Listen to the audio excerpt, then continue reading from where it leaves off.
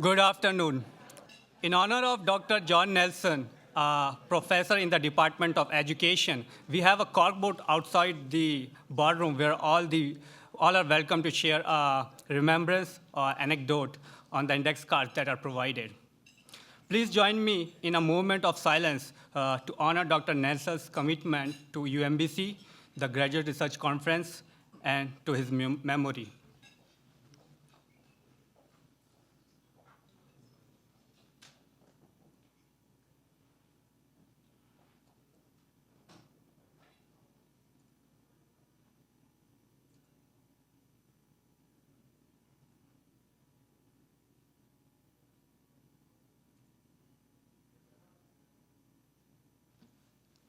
Thank you. Welcome to the 38th Annual Research Conference at UMBC. From liberal arts to the natural sciences, past and present UMBC graduate students are renowned for their research contributions to their respective fields.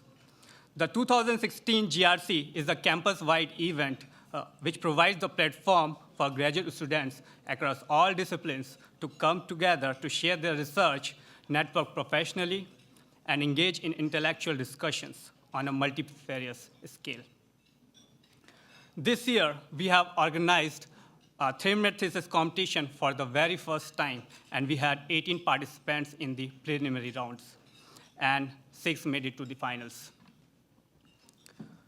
The conference would not have been possible without the support and efforts of Graduate Student Association, GSA, Senate, and OGSA staff. Please give them a round of applause.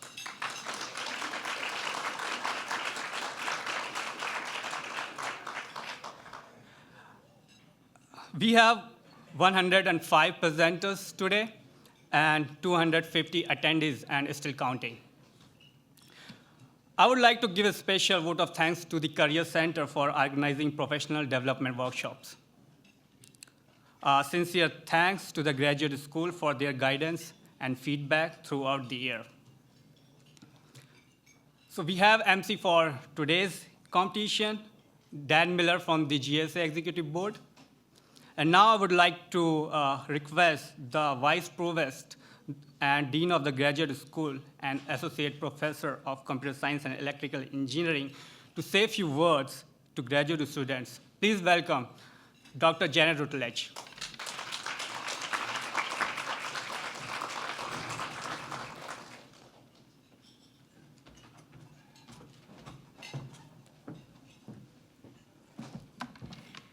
Good afternoon, and thank you very much, Saurabh.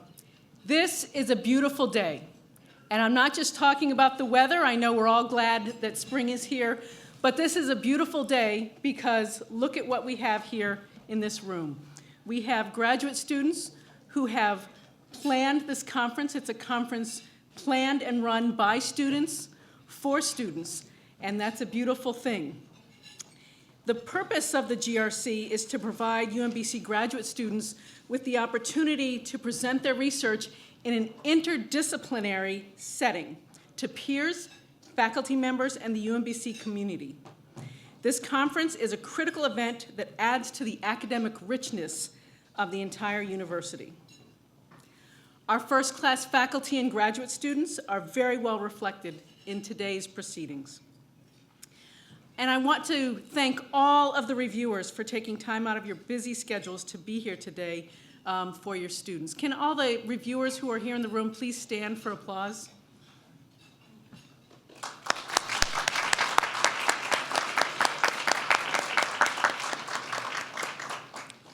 The Graduate Research Conference has become a long-standing tradition at UMBC. When we discontinued the joint GRC with the University of Maryland, Baltimore, we kept the numbering system, and that's what brings us to 38 years. I often get a question, how can UMBC be celebrating its 50th year and graduate education being around for not as solid of a time, but we are here with 38 years of our Graduate Research Conference, and that reflects the long tradition that we have in celebrating the success that we have with our graduate students. This undertaking is no small effort. Hundreds, if not thousands of hours have gone into the conference planning. This is a team effort that the GSA Executive Board, the GSA Senate, and the Office of Graduate Student Life spearhead. Special recognition goes to our GRC Chair, Sohrab Arse, who you just heard from a moment ago, Aramide Awosika, Onima Jademi, Deanna Cirquetti, Sandeep Nayar, Julie Norton, Uchenna Uchiduno, and I apologize if I didn't pronounce your names correctly, all graduate students here at UMBC, and of course Don Galindo, who is the executive assistant for the GSA. Please join me in congratulating them and the entire team for a job well done.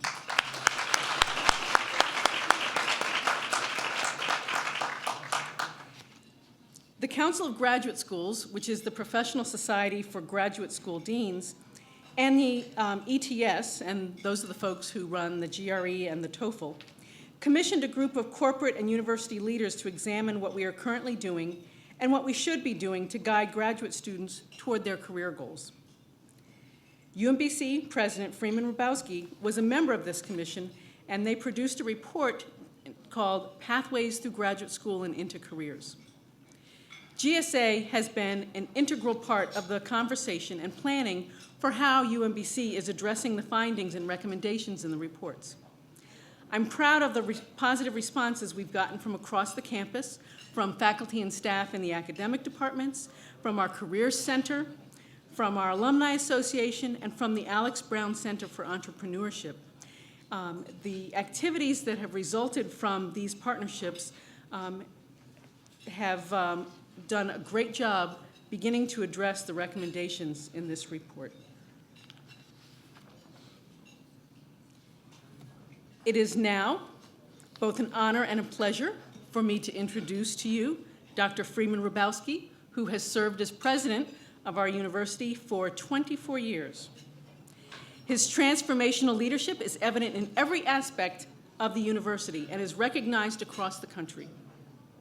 His research and publications focus on science and math education, with special emphasis on minority participation and performance. He was recently named by President Obama to chair the newly created President's Advisory Commission on Educational Excellence for African Americans. In 2008, President Hrabowski was named one of America's best leaders by the U.S. News and World Report, which has ranked UMBC among the top up-and-coming universities for many years and now is one of the most innovative schools in the country. During this period, U.S. News has also consistently ranked UMBC among the nation's top leading institutions for best undergraduate teaching. In fall 2015, other universities on this list included Princeton, MIT, Stanford, and Yale. Not a bad group to be associated with.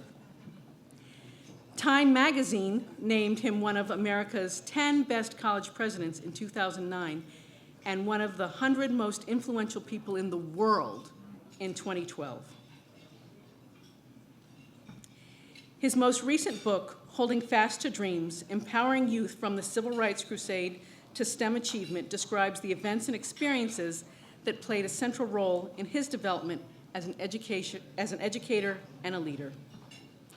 I now present to you a true champion of graduate education, our president, Freeman Hrabowski.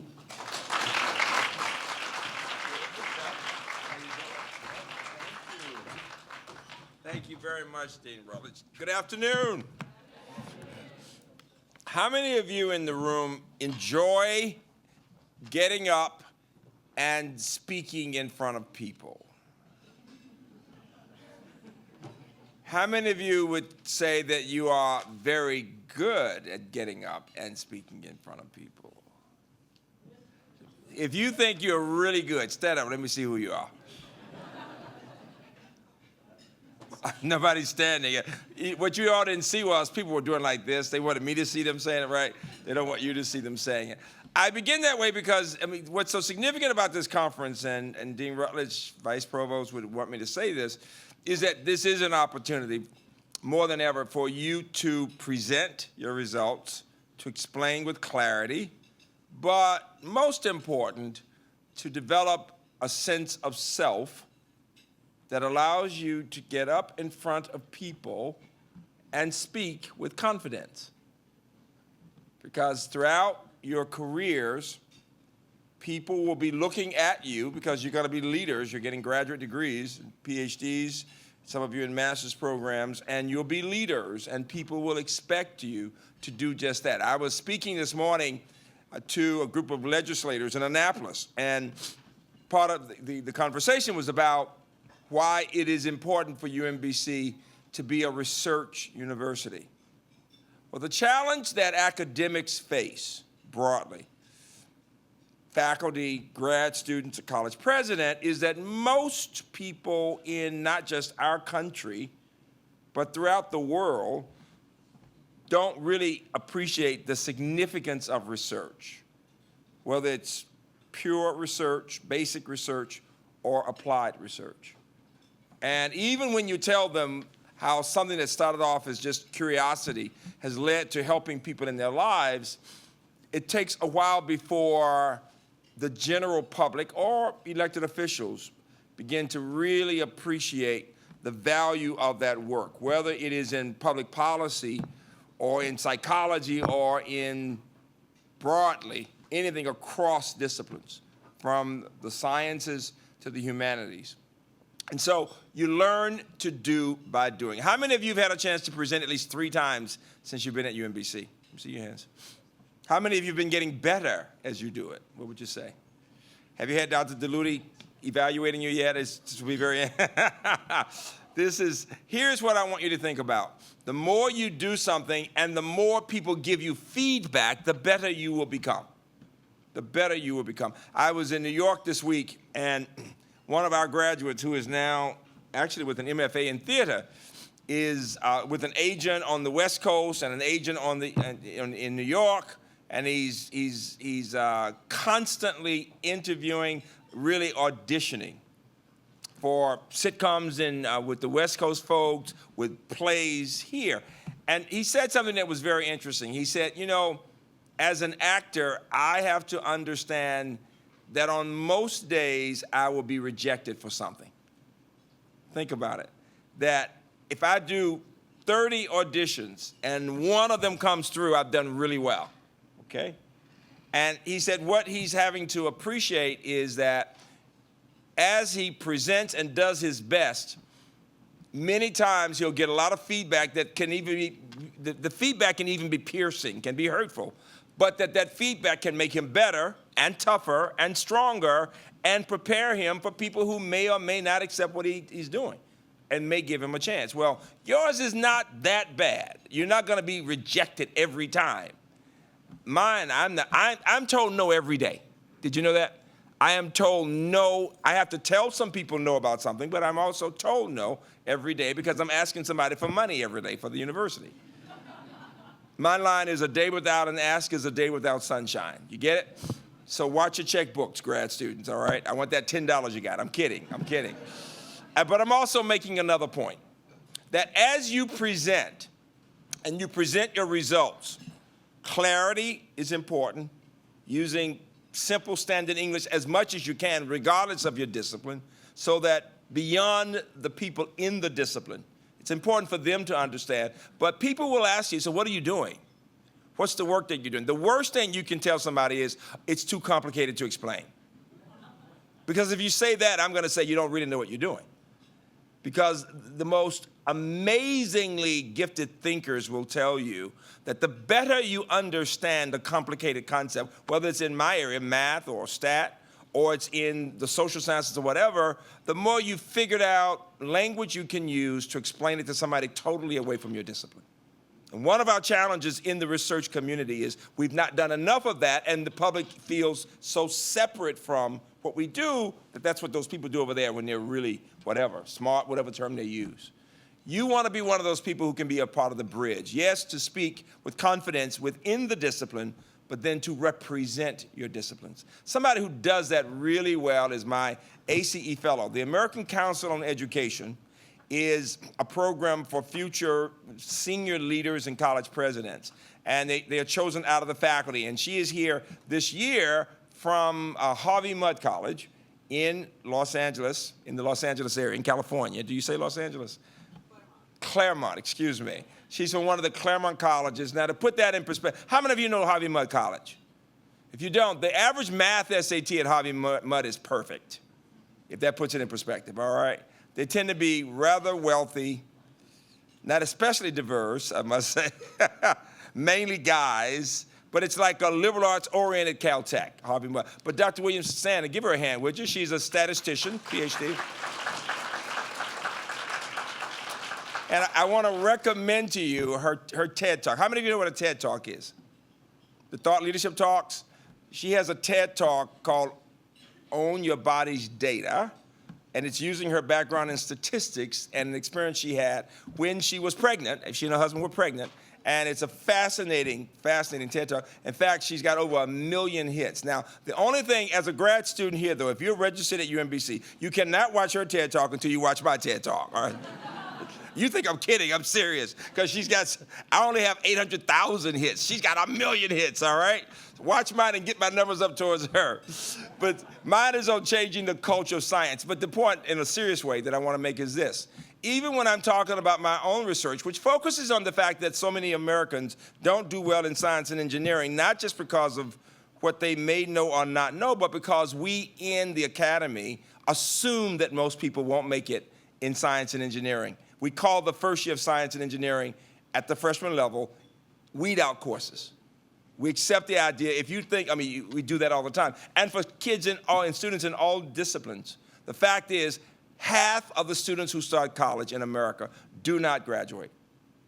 And my argument is there's something wrong with that picture. That not only is that about the students, it's about all of us who allow students to come in, we accept them, and we don't do more. And at the grad level, we know that, and both Drs. Rutledge and DeLuty will tell you this in our PhD completion project. We were assuming, without even thinking about it, when a lot of people start and they just don't graduate. It was only when we changed the culture here to say there's more we can do to help. We can be more proactive. We can look at the data, use the data, listen to what people have to say, find strategies to help more students succeed. That we began to see and then that wonderful ceremony we have for the candidacy program. All those things led to more students succeeding at the doctoral level.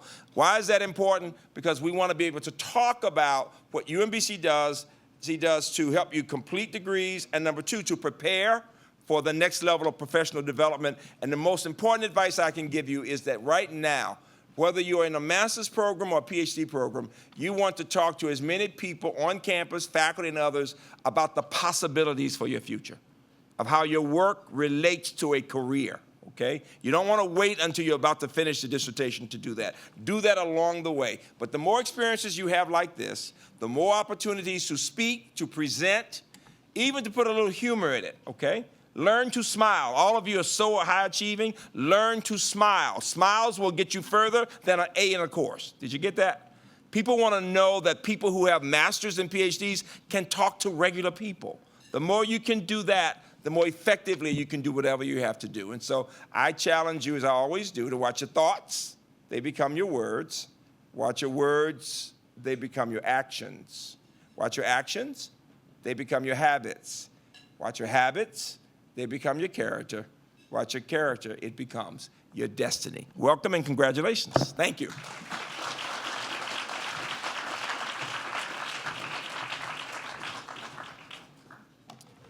All right, I want to welcome everyone to UMBC's first 3-minute thesis competition. Just going to bust through some of these early intro slides really quick, because this 3-minute thesis pre-formatted presentation is not short like a 3-minute thesis. They added a whole bunch of information at the beginning that we can sort of run through. So welcome. The 3-minute thesis is a research competition where students are asked to present potentially an 80,000-word dissertation as simply as they can in 3 minutes. It's a very difficult task. And I was looking online earlier. It turns out in some disciplines, the length of a dissertation is very different than in others. So it'll be really interesting to see the kinds of works that people are doing here at UMBC and what they're going to talk about. So it's originally developed at the University of Queensland in Australia and has since spread all around the world. And I think that's just a list of the original 3-minute thesis competitions, but they spread all over the world. There's many in the USA, including a regional competition that we'll be sending the winner of this 3-minute thesis competition to next year, and for the Council of Southern Graduate Schools. And so there's some more. It's a very popular and very beneficial program for students to learn how to explain their research in such an elevator speech type format. So today we'll have a judging panel right down here featuring Dean Rutledge and Assistant Dean Dr. DeLudy, and or Associate Dean, sorry, and Dr. Christine Mallison, as well as Dr. Susan Mitchell. So I'm just going to go through this really fast. So there's some rules. The people presenting know the rules. The judges know the rules. You don't have to know the rules. You're good. Judging criteria. So this actually does matter for the audience potentially because we're going to have a people's choice vote, and you've got a ballot there. So what you need to be asking yourself, and I wish I could read this while I was presenting. I wish it was in front of me, but you're going to be rating people on whether or not the presentation conveys something that you can understand effectively. And so whether or not they convey key results and if it's clear and logical, is this thesis topic, the motivation for why they're doing it, is that clear? All of that stuff. So prizes, the first prize winner will be traveling to represent UMBC at the 3-minute thesis competition for the Council of Southern Graduate Schools. UMBC, being right at the border between the North and the South, is in both the Council of Southern Graduate Schools and Council of Northern Graduate Schools. So that's convenient for us. We get to compete twice, if they ever do a Northern one. Second prize is $250, and People's Choice will get an increased research or travel grant from the Graduate Student Association of $125. So with that being said, hopefully I didn't take up too much time. We can start with the first presentation. You'll note that on the ballots, this is the last presentation. We have to get Prajeet out of here so he can go to a job interview and potentially do the same 3-minute speech there. And so I'd like to welcome to the stage Prajeet Das from the Department of Computer Science and Electrical Engineering. And he's going to talk to you about his dissertation titled Energy Efficient, Context Dependent Privacy and Security Management on Mobile Devices.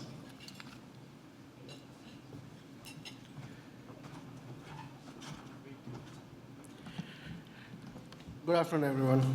So that's a lot of words for my thesis, but the way I'm going to present is what is the use case. So I'm going to talk about this particular incident which happened in 2012, where a BuzzFeed reporter, Matt Hernon, his picture is out there in the right side, his online accounts got hacked. In a matter of hours, 4 of his online accounts, including Amazon, his iCloud account, his Gmail account, and his Twitter accounts got hacked. His Twitter account was used for nefarious activities. His financial information was stolen from Amazon. And his Gmail and iCloud accounts were deleted. Now, this happened because he used something called a daisy chain of security, which essentially means that he used information on one account to authenticate himself on another account. And if you have such a chain of security, which we do all the time, by the way, you are vulnerable. And that is literally what happened to him. Now, why am I talking about this particular online situation when I am researching on Android? The reason why I'm doing that is this can actually happen to you today. Why? Because of Android malwares. So particular Android malware I'm going to refer to is StageFright. You can see the center image. This came out like 6 months ago, 6 months to 1 year ago. And this is considered one of the most dangerous malwares ever. The reason is that this particular malware allows the hacker to send you one MMS. It's a benign-looking MMS. Makes no sense for you to think that it's something weird, but that MMS can wreak havoc because Android is programmed to automatically process MMSs. And once it does that, the hacker has complete control over your phone. The hacker can, at that point, steal your financial data, which is stored on your mobile devices through different applications. They can steal your SMSs, your emails, your personal information, all sorts of things. Exactly what happened with Matt Honan. So in my research, what I'm trying to do is trying to say that, well, users aren't the experts of determining what sort of security they need. And I'm trying to determine what sort of security they need by analyzing your mobile device and your applications, and then generating policies which will protect your data on your mobile device. I also use an iterative method in which I'm asking the user to give me feedback and tell me whether I'm doing a good job or not. And if I'm not, then I'm trying to improve. And if I'm doing a good job, then everything is good. And that's my thesis. Thank you.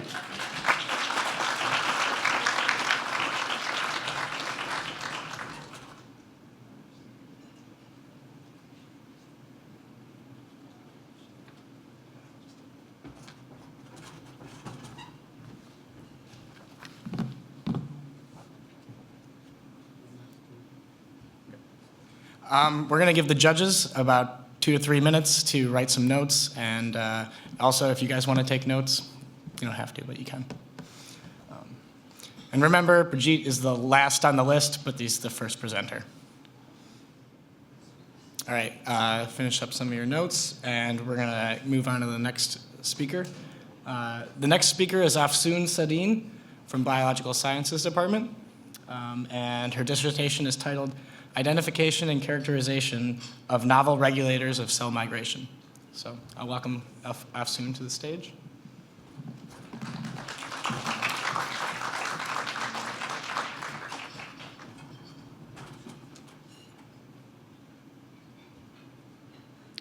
Did you know that the first leading cause of death in the United States is atherosclerosis or cardiovascular disease, and the second one is cancer? 90% of cancer death is due to metastasis. Astonishingly, atherosclerosis and metastasis of cancer cell share an underlying cause, which is a process called cell migration. So to be able to treat such fatal conditions, we need to have a deep and detailed understanding of the process of cell migration at the molecular level. The basic mechanism of cell migration is very similar to rock climbing. First, the front of the cell attaches to its underlying layer, while the back of the cell detaches and the entire cell body pulls itself along. Cell migration is a characteristic not acquired by all cells in your body. It is a very tightly regulated event acquired only by certain cells. Gaining the potential to move is the first step in the process of cell migration, similar to when a rock climber is equipping him or herself for climbing. But how do only some cells, but not others, gain this ability? How do they know where and when to go? To make these decisions, cells communicate with one another by sending messages called signaling molecules. Signaling molecules are proteins that are sent out by some cells and received by others. Similar to when an event organizer is sending out invitation for rock climbing to some people. A signaling molecule then starts a signaling cascade through which different proteins can activate or inactivate one another inside a cell. For example, a protein called JAK activates another protein called STAT. Then STAT activates a series of other proteins. Indeed, JAK-STAT is the name of a signaling cascade that equips cells for migration and makes them move. During my PhD, I have used genetics and identified a molecule that blocks STAT from enabling cells to move. I have also identified a molecule that is essential for cells to gain the migratory potential. I've discovered that this molecule is required for transferring the migratory signal from neighboring cells to the future migratory cells. What happens in the absence of this molecule is similar to when the event organizer has not sent out invitation for climbing to anyone. In the absence of this molecule, cells won't receive the migratory signal and consequently won't even acquire the migratory potential. My findings advance our understanding of the process of cell migration and can lead to development of better drugs for treating patients suffering from conditions caused by undesirable cell migration such as atherosclerosis and metastatic tumors. Thank you.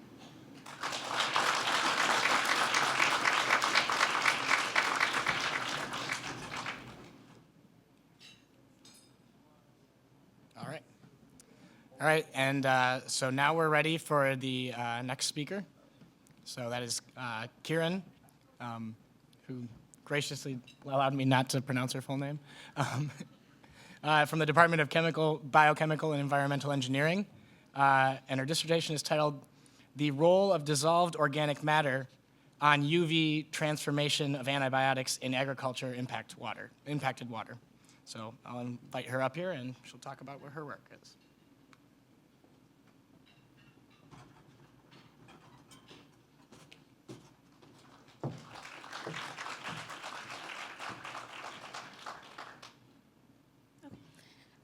The state of Maryland generates 300 million poultry birds every year.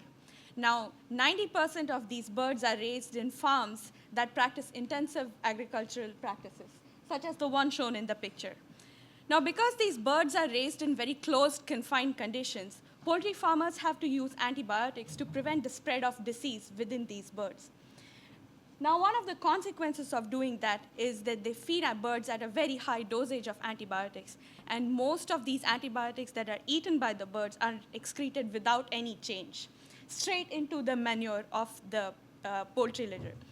Now, this poultry litter is usually land applied because it's used as a fertilizer. So now all the antibiotics that we are feeding these birds are now being introduced into the environment. Now, this is a problem because we are seeing an increase in antibiotic resistance, which is a major public health concern. What I'm interested in understanding is what happens to these antibiotics once they're in the environment. Particularly, I'm focusing on the UV transformation of these molecules. So these antibiotics are able to absorb UV radiation, which is a high-intensity radiation, and they gain this energy and they become unstable and they degrade. And in my research, I have found that this photodegradation is dependent on the pH of the system and the wavelength of the light that is being used. Now, what can we do with this information? So with this information, we know how long it will take for an antibiotic to degrade in the environment. But now we can also use this information to engineer systems that will treat antibiotic-contaminated wastewater. So UV treatment has been used for treating drinking water. But when you have agricultural wastewater, like the poultry litter extract there, you have all this brown and yellow stuff in there, which actually prevents the effective absorption of UV light into the system. So now we are greatly affecting the transformation efficiency. That means that the more dissolved organic matter you have in your system, you'll have lesser removal of antibiotics. However, in our experiments, we saw the opposite trend. The more the amount of dissolved organic matter we had, the more removal we had of these antibiotics.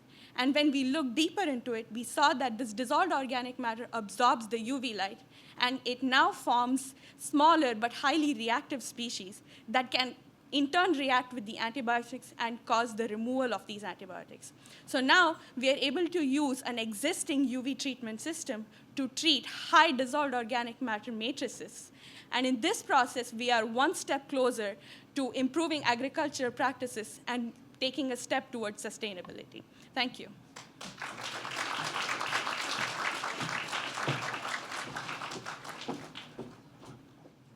All right. We're going to move on to the next presentation. And so I'll introduce Alexander Nelson from the Department of Computer Science and Electrical Engineering with the dissertation titled Access. And that's the Assistive Contactless Capacitive Electrostatic Sensing System. So take it away. She's going to do one.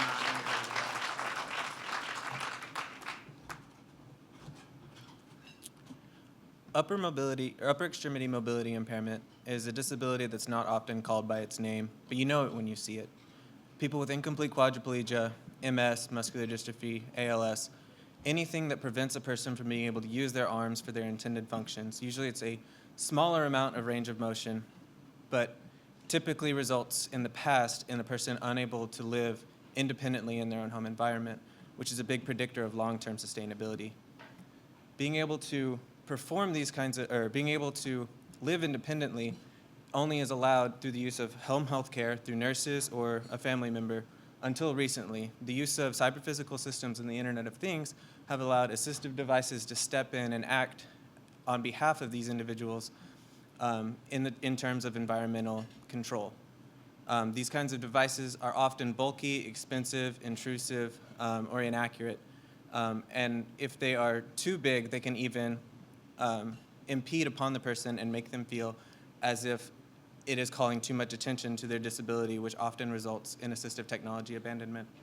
We wanted to solve these problems, so we developed Access. It's a capacitive sensing solution which utilizes metallic fabrics sewn into clothing so they are effectively invisible to the observer. The person performs gestures within their own reference frame. Those gestures are recorded on a small device which consumes on the order of about 100 microwatts, so it could actually last on a coin cell battery like what's on your watch. The gestures are then used to control things like lights, appliances, your security system, and that's just what it's doing now. The Internet of Things is rapidly expanding, and we're able to control things externally to be able to adjust your thermostat through Nest, different things like that. We took this device to the University of Maryland, Baltimore, and we did it in clinical trials with 5 individuals with some amount of paralysis, and we were able to find 98% accuracy with these individuals. After that, we decided we wanted to look at what else it can do. So we've started using it for rehabilitation in stroke patients. We looked at it for distracted driving. We've looked at it for RLS in order to capture these kinds of motions and be able to feed them directly back to doctors so that way diagnosis can be made in at-home environments. Most importantly, it enables these people to be able to live independently, autonomously, and to be able to have the kind of freedom which they haven't been able to have before. Thank you very much.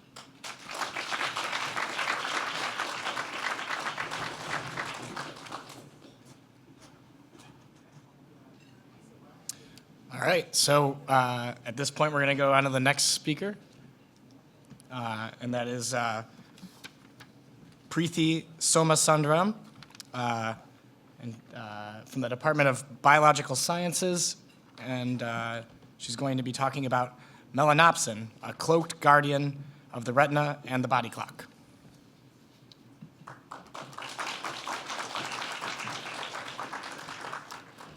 Light drives 2 major sets of functions in organisms, conscious vision and unconscious vision. Conscious vision is our ability to see things around us, like the color, contrast, and motion of objects. Unconscious vision involves involuntary functions like the pupillary light reflex and tuning of the biological clock. Pupillary light reflex is the constriction and dilation of the pupils that controls the amount of light entering the eyes. I'm sure you have all experienced and realized the importance of pupils at least once in your lives. When you go to your eye doctor and they dilate your pupils, your eyes become very sensitive to light, and it becomes difficult to see. Pupillary light reflex is mainly important for 2 reasons. 1, it protects the retina from excessive light, which can cause damage. 2, it helps us see things more consistently under different lighting conditions. I am interested in the basic biology of how light from the environment is converted into chemical and electrical signals in the body, and how this drives unconscious vision. I study a visual pigment called melanopsin, which is present in a few hundred specialized cells in the mouse retina. Melanopsin was discovered only about 18 years ago. We know that light switches on this visual pigment, but we still don't understand clearly how it is switched off. Previous work has suggested that a certain chemical modification to melanopsin called phosphorylation may be responsible for initiating this switch-off process. With this information, we have modified the gene for melanopsin to make a mutant that cannot be phosphorylated. I have taken this mutant gene, introduced it into a mouse, essentially replacing normal melanopsin with the mutated version, and I've studied how it affects behavior. On the left, you can see a normal pupillary light reflex. Pupils constrict when you shine light and dilate when the lights are turned off. On the right, you can see the mutant mice. Their pupils constrict when you shine light, but do not dilate when the lights are turned off.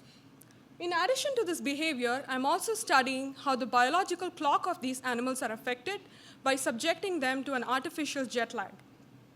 The most important implication of my research is this defective pupillary light reflex.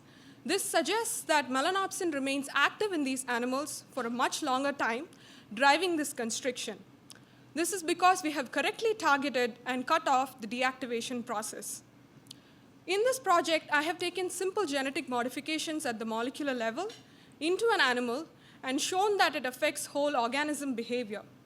With this, we take one more step forward towards understanding this visual pigment melanopsin. Thank you.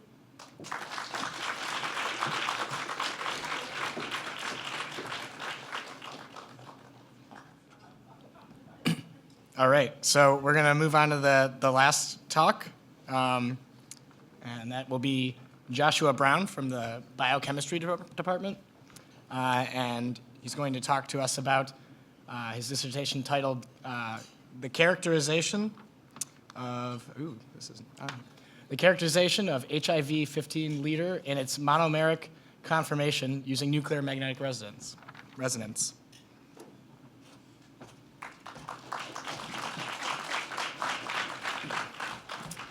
Good afternoon. The human immunodeficiency virus, or HIV, is a very serious pandemic. Since it was discovered all the way up until now, it has killed over 40 million people. There are current drug therapies available that target various areas of the replication cycle that have saved thousands upon thousands of lives. Unfortunately, we are still short of a cure. And one of the reasons is that these drugs target areas that undergo high rates of mutations. And with these high rates of mutations come the frequent emergence of resistant strains. And along with this, HIV patients have to take a cocktail of these drugs, meaning multiple drugs at one time. So a way to combat this is to develop a drug that targets an area that is highly conservative, that is not prone to these high rates of mutations. And one of the areas that has not been fully explored is the HIV RNA, specifically the 5' leader. It is the most conserved region of the whole RNA genome. And one reason a drug has not been developed for this region is that there's still much to learn about it. And that is where my project comes into play. So if you were to develop a drug, it would be ideal if you knew what the target looked like, specifically what the three-dimensional structure was. So my project is to solve the three-dimensional structure of the 5' leader using nuclear magnetic resonance. So I know this may look foreign to most of you, but bear with me because nuclear magnetic resonance can provide key insight into the structure of the 5' leader. So on the left, I have the secondary structure of the 5' leader, while on the right, I have its NMR spectrum. Now, all the black dots that you see represent chemical environments or different structural regions of the 5' leader. In order to figure out which structural regions that these dots represent, we create smaller fragments of the 5' leader, collect NMR data on those, which is shown by the colored dots. As you can see, the colored dots overlap almost perfectly with the black dots. And what this tells us is that these smaller RNA fragments have the same chemical environment or the same structure as a region in the 5' leader. And in this way, we've been able to confirm different regions within the 5' leader. So we will continue to do so to solve the three-dimensional structure of the 5' leader. And once we do, we can start thinking about the next step in developing a drug for this conserved region, and hopefully maybe a step towards a cure for HIV infection. Thank you.